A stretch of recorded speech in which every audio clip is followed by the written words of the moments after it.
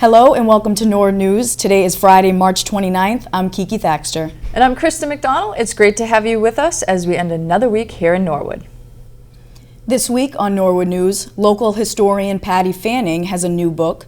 Mark Ryan and Bob Donnelly talk some trash. But first, last Thursday morning, a large tree fell onto a car in Windsor Gardens, just missing the driver and passenger. Last Thursday, on March 21st at roughly 10 a.m., Norwood Police and Fire responded to a tree collapsing onto a vehicle on Buckminster Drive by Lansdowne Way of the Windsor Gardens apartment complex. Due to the heavy winds, the tree fell directly across the roof of the car, shattering the windshield and nearly missing the driver and passenger. The vehicle did result in a total loss, but thankfully both the operator and passenger had no major injuries. It was standing room only at this week's school committee meeting. The meeting room and an adjacent room were packed with teachers and parents concerned as the school committee held its public budget hearing. Prior to opening the hearing, it was announced that Superintendent Dr. Thompson is on medical leave until further notice, and that Assistant Superintendent Dr. J.J. Munoz has been named Acting Superintendent. Interim Director of Finance and Operations, Matt Wells, is now Acting Assistant Superintendent. For that item, we want to, sorry, I lost my place in my phone. Make an announcement to the public that Superintendent Thompson has notified NPS that on his physician's recommendation, he will be on leave from work for some time. His status will be updated periodically and provided to us. We wish him a speedy return to good health. So in that case, we do need to appoint an acting superintendent in order to conduct day-to-day district business. Does anyone want to make a motion to that effect? Yes, as it is Dr. Taylor's last day today, I move to appoint Dr. Munoz as acting superintendent and Mr. Wells as acting assistant superintendent. Second it. I'll give it to Joan. Any other discussion on those points? All those in favor? Aye. Aye. So that passes 5-0. Welcome, Dr. Munoz, as the acting Just superintendent. one clarification, Dr. Taylor's last day is tomorrow. Tomorrow, Yeah. sorry. During the budget presentation, Acting Assistant Superintendent Matt Wells indicated that the administration would not be asking the school committee to vote on the reallocation of staff discussed at the March 20th meeting. The school committee would be voting on the bottom line budget, and the administration would continue to explore options within the budget. This decision shifted the tone of the discussion during public comment. Despite the change, several of the staff and parents in the room shared their concerns over the previously discussed reallocations of staff amongst the elementary school buildings. Thank you. My name is Patrick Lane. I live at 46 Hillside Ave here in Norwood. Good evening, members of the school committee, Dr. Munoz, and other members of the Norwood Public School System. I got to admit, the tenor of this was going to be a little bit different, so I'm glad that there was no positions lost, only a couple shuffled around. My wife, Sarah, and I are the proud parents of 2 Balch Elementary students. We've been so impressed with the staff at the Balch, and our children's experiences thus far have been nothing but positive. I'm glad the vote went the way that it did tonight, but we're immediate stakeholders with regards to Title I reading services. One of our children receives those services, and I've seen firsthand, both in terms of quantitative analysis, but also at home, just the gains that she's making. I am honored and I'm lucky to be a Norwood teacher. I work with outstanding educators dedicated to the students of Norwood. We understand the budgetary constraints and the difficult decisions that the school committee faces, but we implore you to prioritize the well-being and academic success of our youngest students. So I just hope that when this comes back on the table, we don't consider reallocating those positions specifically. Again, I'm a behavior analyst. That's what I think of. I see that my child is successful and would be more successful with more behavior analytic supports. And I think pulling those supports out of the classroom, even if we're putting more people in, there are more people that are not trained in the same way that a behavior analyst should be. So I don't want us to kick this down the road and come next year and have these same issues back on the table. So I don't know if that's finding a way to be more involved. This is my first time here, so I'm guilty of that. But I would like to find a way that we can be more involved because this is going to come up next year, and it's going to come up in 2 years. And I don't want to have the same conversation because the teachers are going to suffer, the children are going to suffer, and it's not going to be fair. So. E o suporte de leitura atinge diretamente as famílias mais vulneráveis e marginalizadas da nossa cidade. Nosso trabalho já é suficientemente difícil, com tantas crianças precisando de ajuda. Por favor, não façam as coisas ficarem ainda mais difíceis. Se vocês não entenderam o que eu falei, é assim que as nossas crianças do Willett se sentem. Eles chegam 5 anos de idade, muitos não entendem nada que está acontecendo ao redor delas.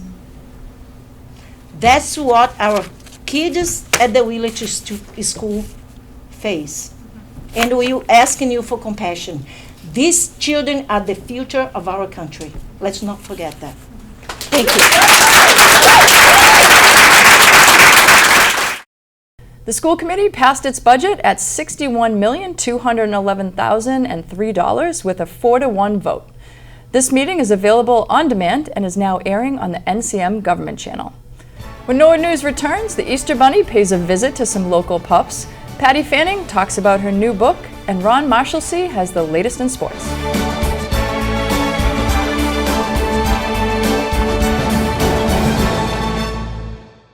This month on Norwood Digest, Alan Slater and Bob Donnelly educate us on stormwater management, Jerry Slater makes a special guest appearance on the show, and Jack catches up with NHS graduate Rob Way from Channel 7 News. Tune in to this month's Norwood Digest with Jack McCarthy, only on Norwood Community Media. The rain couldn't stop tails wagging at the Dirty Dog when pets got their picture taken with the Easter Bunny this past weekend.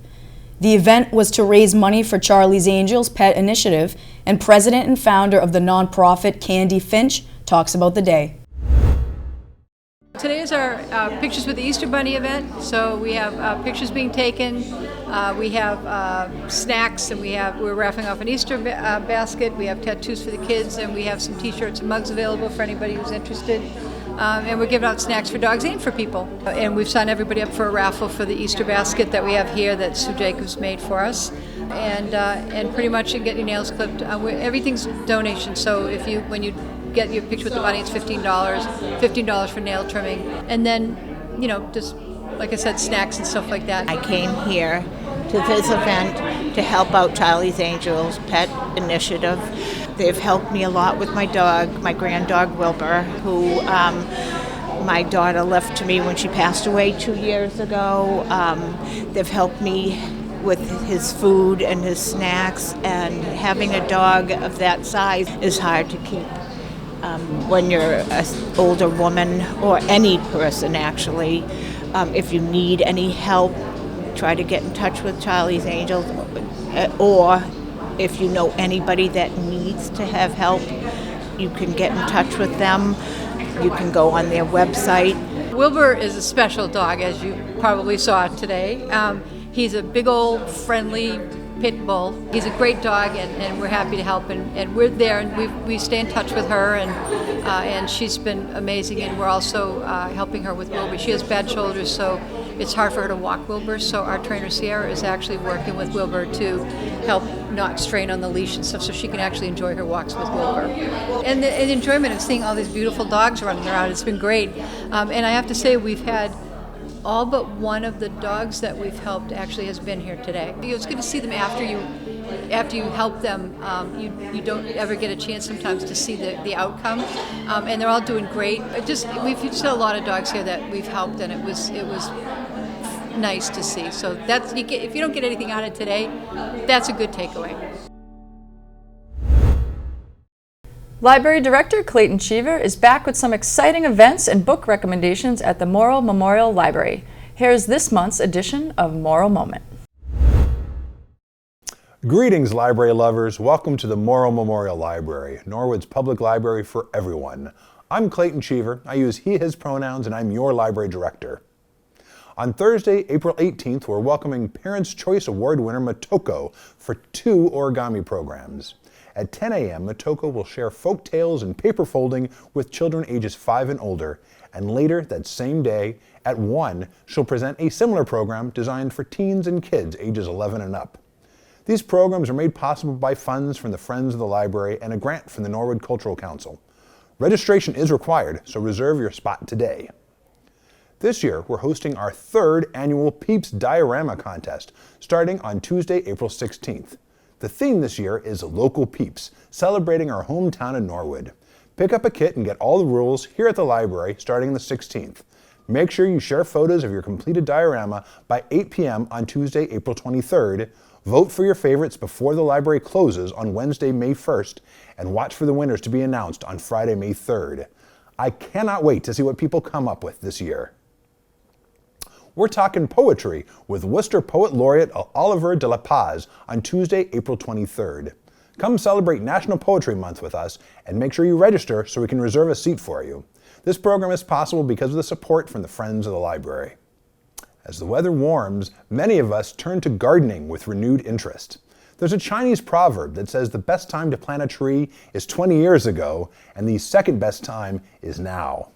Get much more precise help from our online gardening, landscape, and horticulture collection, which can be found on our online resources page.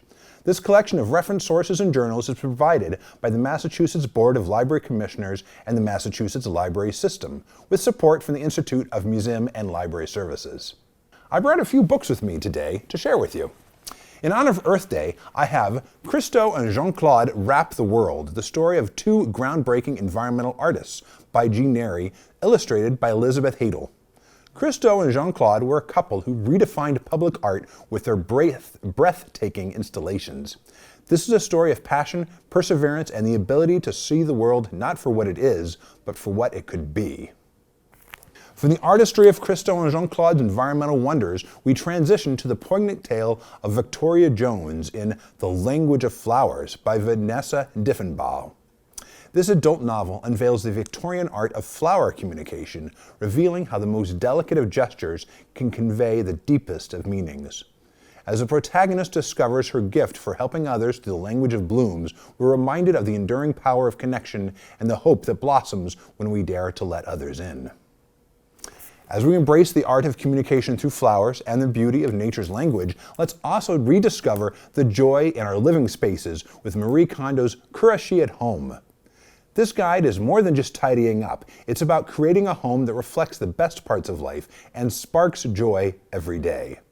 Step into a world where each item in your home is a choice for happiness, and let Marie Kondo lead you to a more serene and joyful existence. Cultivating a community of growth and learning, we are thrilled to introduce our new Seed Library. This innovative resource offers a diverse selection of seeds for all to plant, nurture, and flourish. All seeds are free. We have veggies, herbs, native plants, and ornamental flowers. Come by and take up to 5 packs at a time. Please, no more than 2 of any single variety, and try something new in your garden this year. If possible, it'll be great if you can harvest seeds for next year's Seed Library.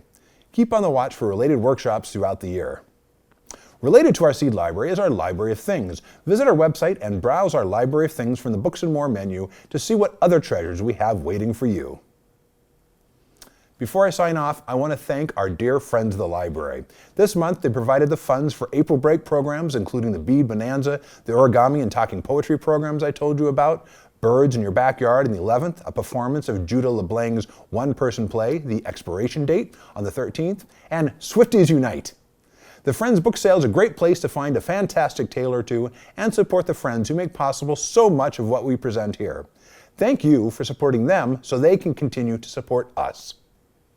That's a wrap for this Moral Moment. I'm Clayton Cheever, your guide through the wonders of the library, wishing you an awesome April. We can't wait to see you at the library. Now let's throw it over to Abby Trahan for the latest in school news. I'm Abby Trahan, and let's take a look at what's happening in our Norwood schools. In Norwood High School news, congratulations to Oscar Batista, a junior in Mike Manouli's Period 6 Honors English, for his second place finish in the 2024 Will McDonough Writing Contest. His essay, judged by Boston Globe sports writers and editors, was chosen second out of more than 800 essays. Oscar will receive a Kindle and a certificate. The Balch School had a great visit by Shine Bright for grades 1 to 3 this week. They learned about acceptance and empathy, among other great personal qualities. Next week, grades 4th and 5th will have classroom workshops on respect and kindness. Thank you, Balch PTO. At the Callahan School, students in Miss Saliba's class made leprechaun traps. They didn't catch the lucky leprechaun, but they had so much fun. At the Oldham School, students doing group gymnastics balance in their physical education classes. This is always their favorite part. The students have been building their gymnastic skills, which includes hand and foot travels, rolls, jumps, balances, and stunts. They will soon be creating routines in small groups to perform to their class. Also at the Oldham, they held their annual STEAM night for the students and families. The students were able to come and engage in hands-on learning in areas of science, technology, engineering, art, and math. Some of the stations included fingerprinting, shopping at the penny pot, and learning about weather patterns. The Oldham would like to thank all the volunteers who helped make the night a big success and would like to give a special thanks to Dr. Crowley at the Norwood High Robotics Program for bringing in the robots that they built to share with the students. It was a great night of fun and learning. There was an amazing event for our Prescott School and our Windsor Gardens community. Over 100 students and families participated. Math games, reading games, a book swap, and our Norwood Library partners. Students at the Little Mustang Preschool Academy had a special surprise this week. A group of senior citizens accompanied by the Easter Bunny came over for a special visit. Seniors came in dressed up in their festive outfits, ready to sing and dance. Students clapped and sang along with their seniors. They danced together and watched the Easter Bunny hop around the room. The Senior Center has developed a great relationship with the Little Mustangs over the years. The seniors and the little preschoolers visit each other often to sing and dance together. The Little Mustangs are very lucky to have such a great group of friends. That's it for school news this week. We appreciate all the teachers who take the time to share their news with us. It helps provide us with an inside look at what's happening in our classrooms. Now, let's send it over to Ron Marshalsea with the latest in sports.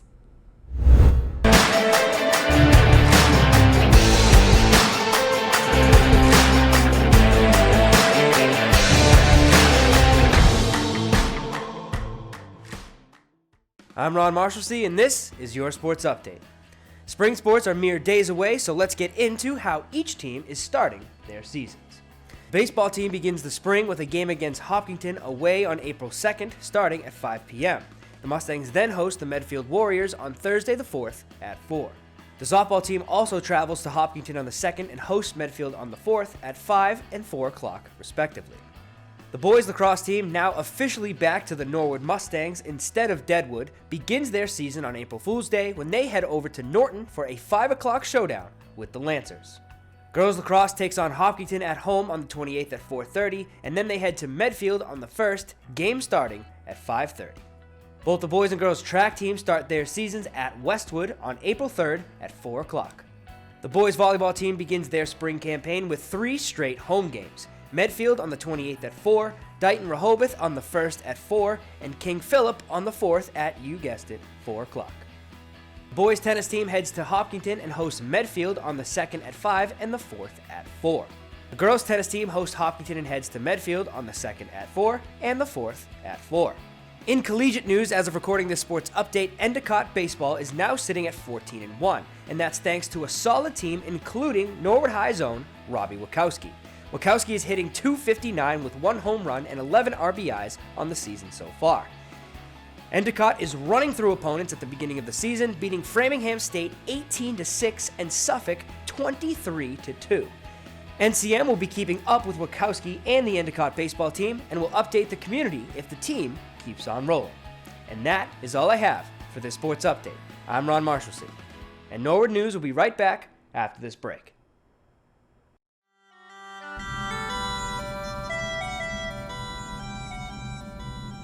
Top of the morning to you. And the rest of the day to you. Hi, I'm Nancy Kelleher, here with Dee Carney.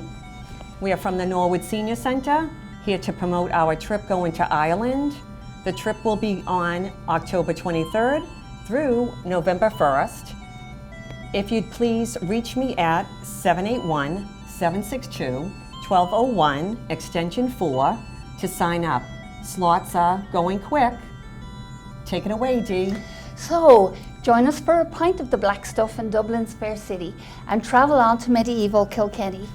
Let's visit Waterford, the Crystal Museum, and ramble the harbour, the locks and the streams. then on to Killarney Castle and the Ring of Kerry, and arrive at the majesty of the Cliffs of Moher. A new day brings us to Limerick the Lady, and we'll see the sunset in Galway City. Lay your head down in King's Court, Kilbeggan, and toast your last evening in Cabra Castle. Slán go fóill! Toodaloo, see you soon.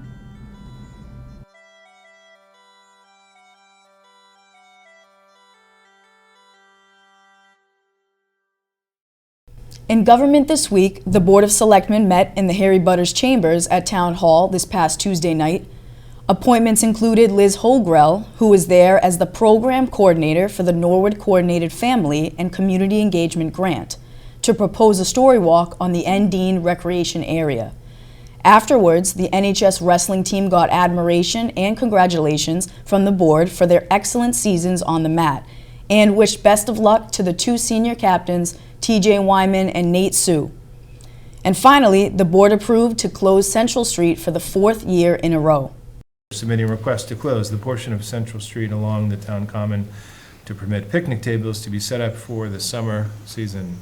Mr. Mizuko, do you have anything on this? No, Mr. Chairman, we've done this, I think, 4 years now, and we would like to continue to do it. We replaced the green last year, and folks seem to enjoy it, and we started last year and the year before doing a little bit more programming there. We've got a couple more programs we'd like to do, and it's led to increased use of the town common, which I think is a great thing. How is the turf holding up? As I said, we replaced it last year, so we can generally get about 3 years out of it. Four is pushing it a little bit. This is year 2? Yeah, this will be the second year of the second round of turf. Okay. Sorry, anything else from the board? Mr. Plasko? Any chance of shortening that period? My observations is that by the end of 1st of October, certainly after Columbus Day, there's nothing going on down there. Yeah, I think the, we run into this challenge. You got to love these New England springs and falls and the New England weather where we end up having a cold, rainy April and May and nobody wants to use it. But that first warm day in April or May where we don't have it set up, everyone's down there wanting it. Same thing in the fall. We have a wonderful, beautiful fall and it's not and it gets quite a lot of use. It gets cold early. We don't have a use for it. I would agree with you that we have typically been kind of pulling it up around Veterans Day. We can probably roll that back a month or so, at least, where it just gets less use once the weather gets a little bit cooler. I just think that it does get less use, and at that point, we should be considering the businesses and everything that are closed off. Yeah, I think folks really There's a lot of community good when it's really being used, but if the use is off, then I think we should be considering the others as well. I would agree, because again, people I think look forward to it in the spring when they can first use it, and it's great all summer, and then once school gets back in September, it slows down quite a bit. So we can monitor that this year, and as we see the numbers start to dwindle in the fall, we can look at pulling it up earlier than we have. Do we have a motion to approve the closure of Central Street between Hatton Street and Cottage Street from the week of April 8th, 2024 to the week of tentatively November 4th, 2024? Motion made by Ms. Gross, second by Mr. Sad. All those in favor? Aye. Chair votes aye, unanimous. Also Tuesday night, the Zoning Board of Appeals met and held 2 special permit public hearings. Both special permits for 183 Washington Street and 99 Cameron Road were approved by the board. The Zoning Board of Appeals will meet again on Tuesday, April 2nd. The Simone Room was packed Monday night for Norwood author and historian Patty Fanning's discussion on her new book, Wish You Were Here, Vintage Postcards of Norwood. Fanning explains why she wrote the book and what she expects the viewer to learn when they go through it. I did this book for a couple of reasons. I love postcards, and the old vintage postcards of Norwood are really very entertaining and cool. And also I wanted to pay tribute to Bob Donahue, who's collected these postcards for about 50 years. He's done a lot for the town of Norwood. He's done a lot of collecting of Norwood history. He was involved with the Historical Society for several years. He has a wonderful museum, and I thought this would be a wonderful tribute to him and all of his work over the years. When they go through this book, I hope the reader will sort of think about Norwood, both as it was a village and then became a town. There are a lot of views of both scenarios. When it was a simpler place, when it started to become busier, when the buildings went from wood to brick. So I hope they sort of get a snapshot or a postcard, a visual history of the town of Norwood as they go through the book. I flipped through the book myself, and it was so interesting to go back in time and see what Norwood used to look like. This book is available on Amazon, Barnes & Noble's online, or by request from your local bookseller. Pets are some of the most important and best family members we have, and I'm sure anyone would do anything to care for the animals that they love. In this Living Local, we meet Kappy, a local nonprofit that is looking to help with that any way they can. Charlie's Angels Pet Initiative, otherwise known as Kappy, is a local nonprofit that simply aims to help people care for and stay with the animals that they care about by providing food, toys, preventatives, as well as helping with veterinary bills. Charlie's Angels Pet Initiative is based out of Norwood, actually based out of the Dirty Dog, which is where we are now, Dog Wash in Norwood. We store all of our stuff here, we have our meetings here, and we are a virtual team. There are 12 members of the board. Most of us are small business owners and volunteers. Everybody's a volunteer, and we fund ourselves by raising money and donations and having events. This is Charlie. So as you can see, he does like to be stylish. His trademark is his mohawk, which his stylist, his glam squad, does like to groom him and spike it up. Depending on the season, it changes colors. So red Valentine's Day, red, white, and blue for 4th of July. Charlie is a rescue.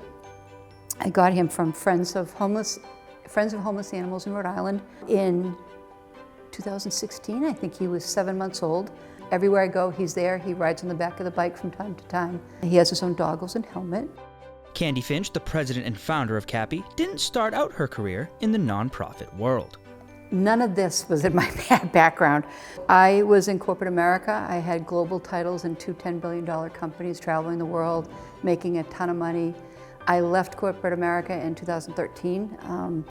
A lot of reasons, but I was also the course medical coordinator for the Boston Marathon. And if you remember 2013, so after that I said, you know what, I think I'm going to take the summer off from everything.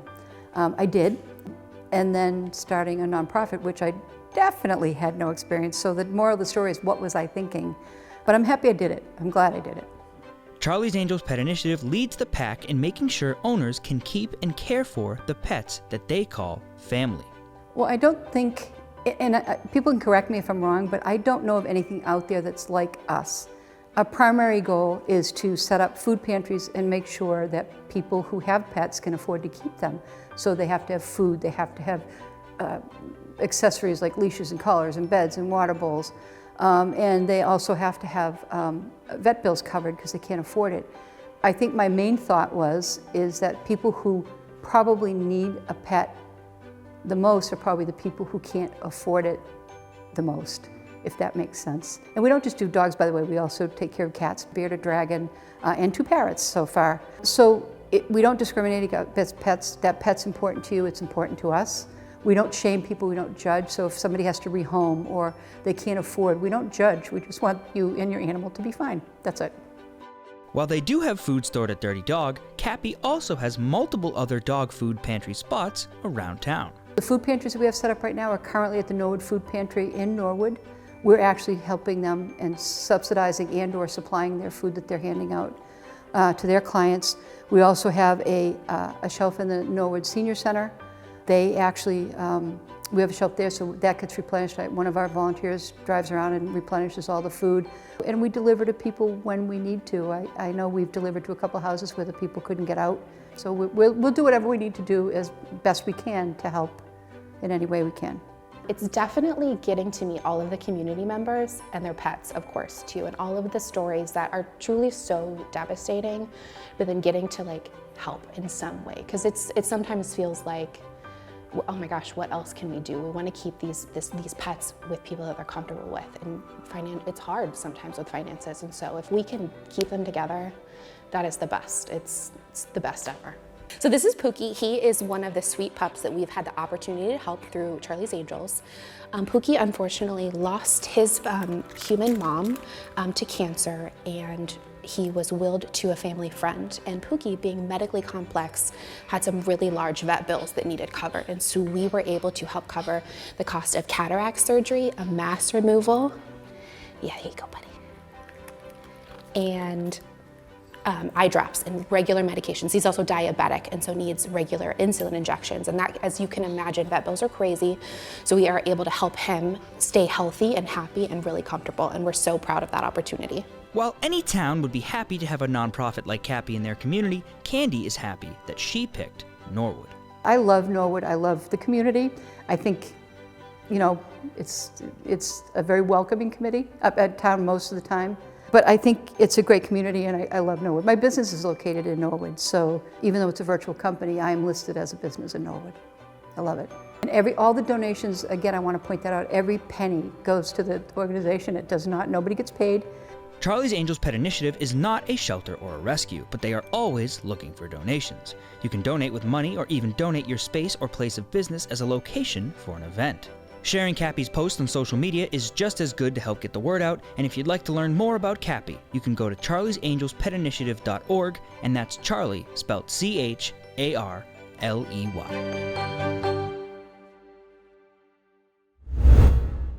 Approved at town meeting last year, a compost pilot is now underway in Norwood.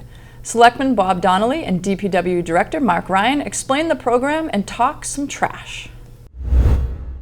Hi, my name is Bob Donnelly, and I'm with the Board of Selectmen. I'm here with Mark Ryan, the DPW Director, and we're here to talk about a new program through the DPW, a food composting program, a curbside-free composting program. So back in November of last year, town meeting authorized an appropriation for the town to put forward a 14-month pilot for curbside compost pickup. This allows residents, up to 500 residents, to have for a 14-month period opportunity to, on a weekly basis, compost their food and put it into a container from Black Earth Compost. On a weekly basis, the company will come do curbside pickup right at your home. And you will also get, in addition to this container, we also get a starter kit that includes a bag liner for the compost bin, as we see here, as well as liners for a compost pail that you can use in your kitchen, such as the one that Mark has here on display. So to enroll in this program, all you need to do is go onto the Norwood site and look for the information on the DPW page called the Curbside Composting Program.